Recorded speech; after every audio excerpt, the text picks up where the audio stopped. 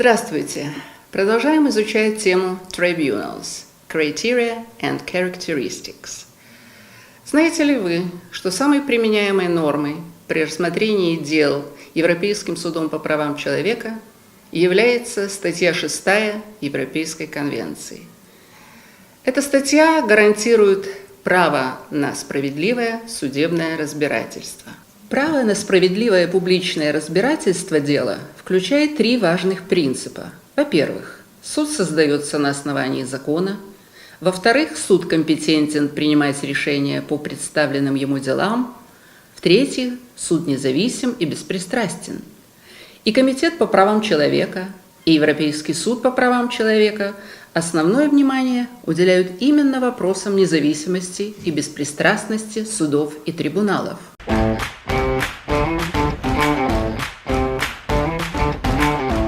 Exercise 1. Check your pronunciation. Complaint, compliance, to govern, the bench, to try, defendant, professional judges, lay judges, juror. Complaint, compliance, to govern, the bench, to try, defendant, professional judges, lay judges, juror. Exercise 2. Repeat after the teacher. Complaint, compliance, to govern, the bench, to try, defendant, professional judges, lay judges, juror. Complaint, compliance, to govern, the bench, to try, defendant, professional judges, lay judges, juror. Exercise 3.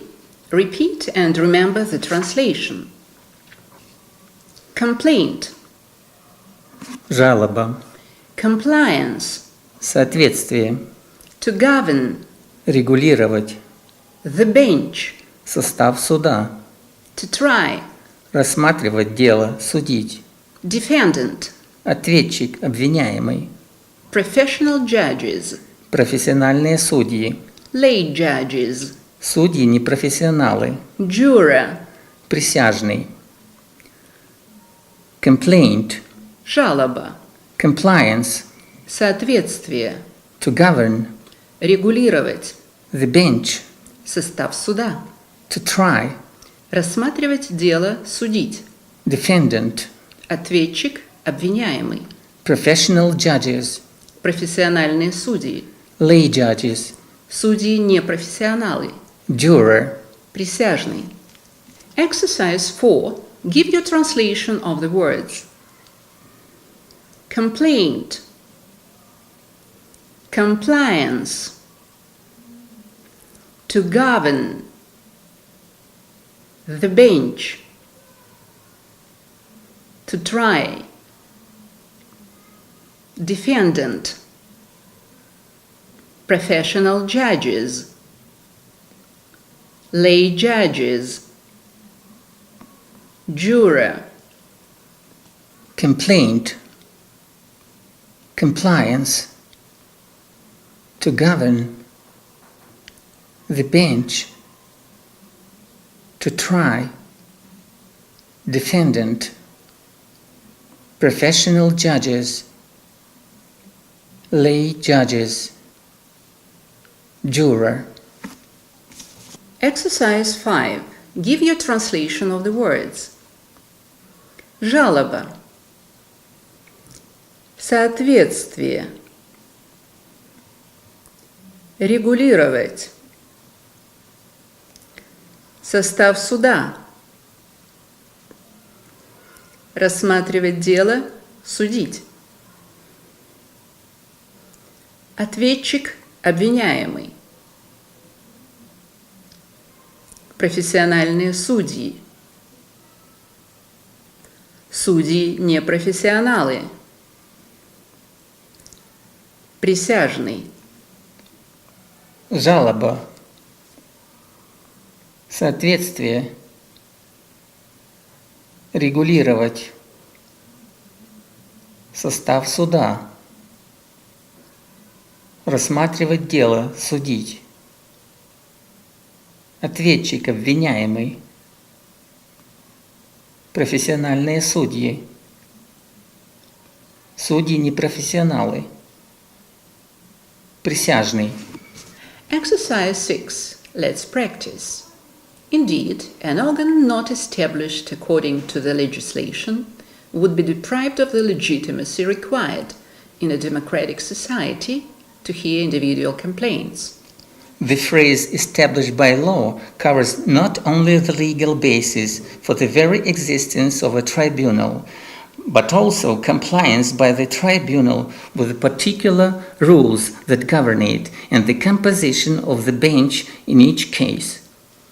Accordingly, if a tribunal does not have jurisdiction to try a defendant in accordance with the provisions applicable under domestic law, it is not established by law within the meaning of Article 6, Paragraph 1.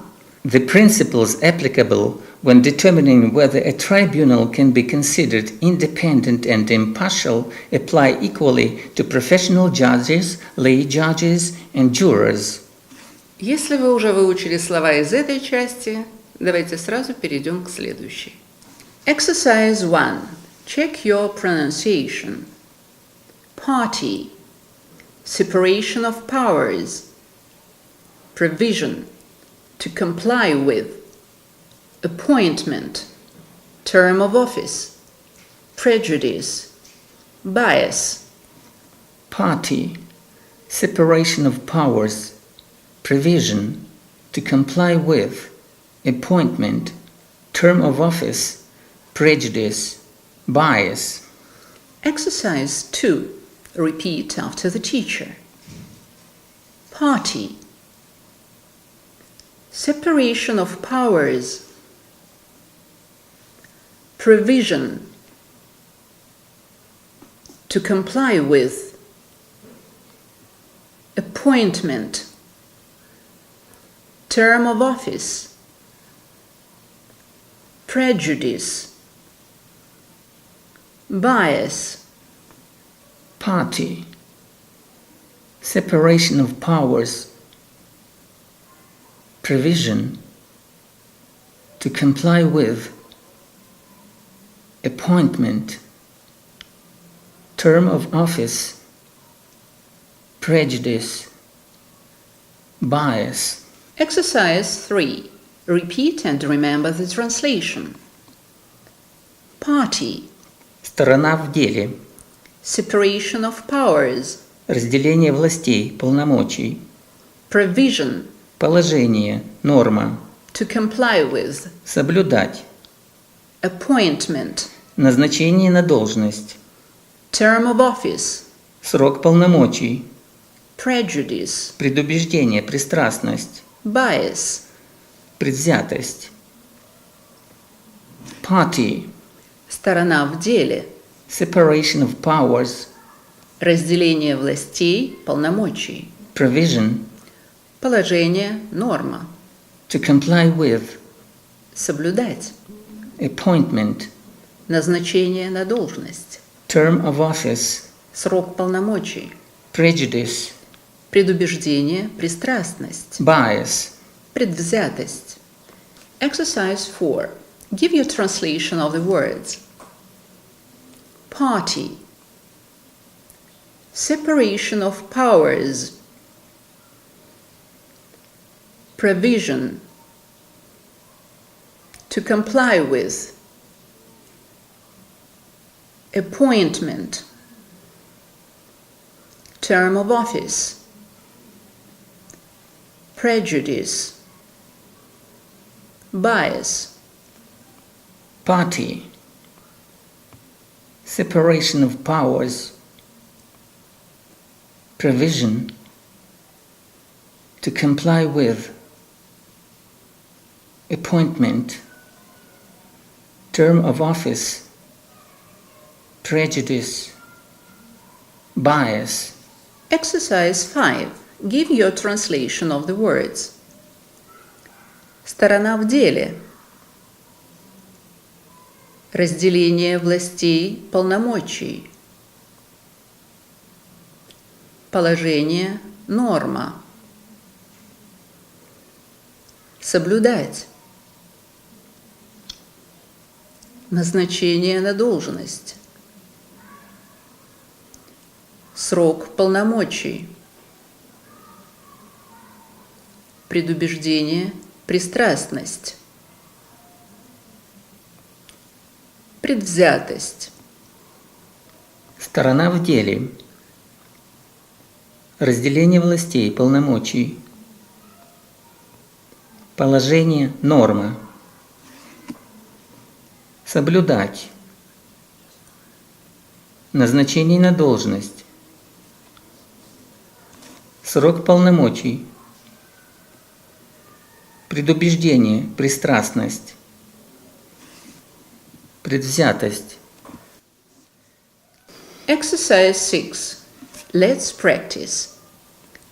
Article 6, paragraph 1 of the Convention requires independence from the other branches of power, that is, the executive and the legislature, and also from the parties.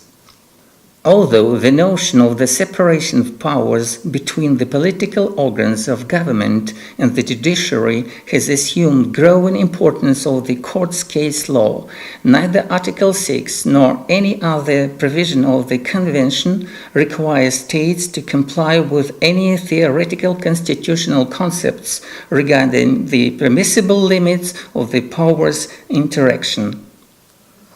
Accordingly, if a tribunal does not have jurisdiction to try a defendant in accordance with the provisions applicable under domestic law, it is not established by law within the meaning of Article 6, paragraph 1. In determining whether a body can be considered to be independent, the court has had regard to the following criteria: the manner of appointment of its members and the duration of their term of office. Impartiality normally denotes the absence of prejudice or bias, and its existence or otherwise can be tested in various ways. Мы закончили изучение лексики по теме Tribunals, Criteria and Characteristics. Теперь вы можете посмотреть видеофрагмент о том, как работают суды. А мы с вами прощаемся. До новых встреч!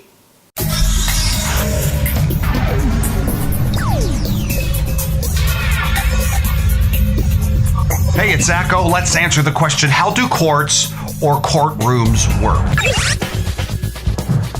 There are many rules in the courtroom. The reason? The trial, whether civil or criminal, must be viewed by everyone as being fair.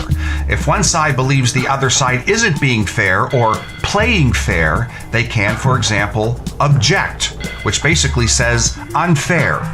The judge then decides whether or not someone is playing unfair. There are two separate sides in a courtroom, the defendant and the plaintiff. The plaintiff is the one saying, hey, this person did something wrong, and the court needs to decide whether or not they did do something wrong. The defendant is the person accused of doing something wrong. In a criminal case, the defendant is the one accused of doing the crime. The plaintiff is the one trying to prove that a law was broken. In state cases, the plaintiff is often called the state. The thought is they are representing the people of the state in bringing the accusations. They can also be called the prosecutor because they are the one prosecuting the person on trial. In a civil case, the plaintiff is the one suing another person or business. The defendant is the one being sued. All courtrooms work under the same basic umbrella. The judge or jury has to decide which side is right or correct. Their decision is called the verdict. In the news and other places, you often hear the word allegedly. In the U.S. court system, everyone is considered innocent until proven guilty. You cannot call a person guilty until a judge and or a jury decides they are guilty. That's why when, let's say, someone is accused of murder or has been arrested, you can only say they allegedly committed the murder, basically meaning they are accused of committing the murder. You cannot say they committed the murder until a judge or jury says they committed the murder.